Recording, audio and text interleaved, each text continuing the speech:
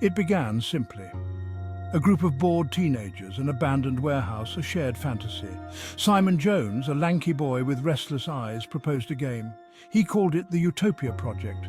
It was a world of their own making, with rules and hierarchies, rewards and punishments. They were architects of their own destiny, or so they thought. At first it was harmless, just friends escaping the monotony of their lives. They met after school, their laughter echoing in the cavernous space.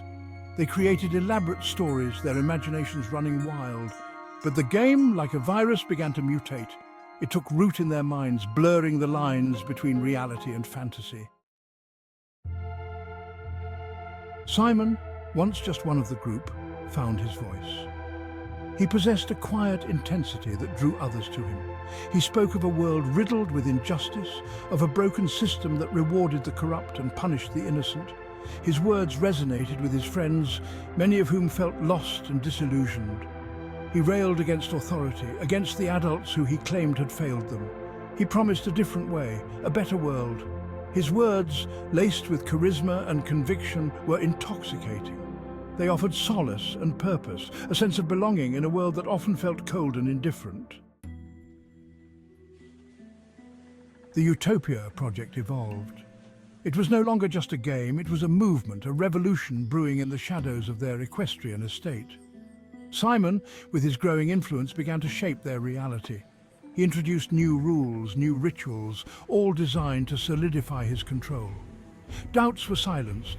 Dissent met with swift and brutal punishment. Simon, the architect of their game, had become their shepherd, their savior. He offered them a seductive alternative to the complexities of the real world. Unquestioning obedience in exchange for belonging and purpose. Section 4, A World Remade. The outside world faded away. School, family, friends, all deemed distractions, obstacles to their grand vision. Simon demanded complete loyalty, absolute devotion. He controlled their every move, their every thought. Their lives became intertwined with his, their fates inexorably linked. He convinced them that they were special, chosen to usher in a new era. He spoke of a world cleansed of corruption, where they, his loyal followers, would inherit the earth. His words, fueled by delusion and a thirst for power, were their gospel. Section 5, Scars of Devotion. The consequences were devastating. Families torn apart, lives shattered. One young woman, Sarah, a bright and promising artist, became a shell of her former self, her spirit crushed by Simon's psychological manipulation. Another, a young man named Mark, driven to despair by Simon's pronouncements of impending doom, took his own life. The authorities, alerted by frantic parents and concerned citizens, finally intervened. The equestrian estate was raided, the nightmare brought to an abrupt end. Simon, his reign of manipulation shattered, was arrested, his followers left to grapple with the wreckage of their lives.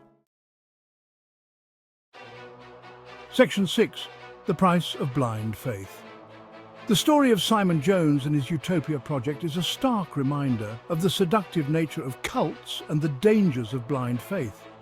Simon, a master manipulator, preyed on the vulnerabilities of his followers, offering them a sense of belonging and purpose in exchange for their unquestioning obedience. His story serves as a chilling reminder that even the most ordinary of individuals can be capable of extraordinary acts of manipulation and cruelty. It underscores the importance of critical thinking, of questioning authority, and of recognizing the warning signs of cult activity. The scars of Simon's Utopia Project, both physical and emotional, serve as a stark reminder of the devastating consequences of surrendering one's will to the whims of a charismatic but deeply disturbed individual.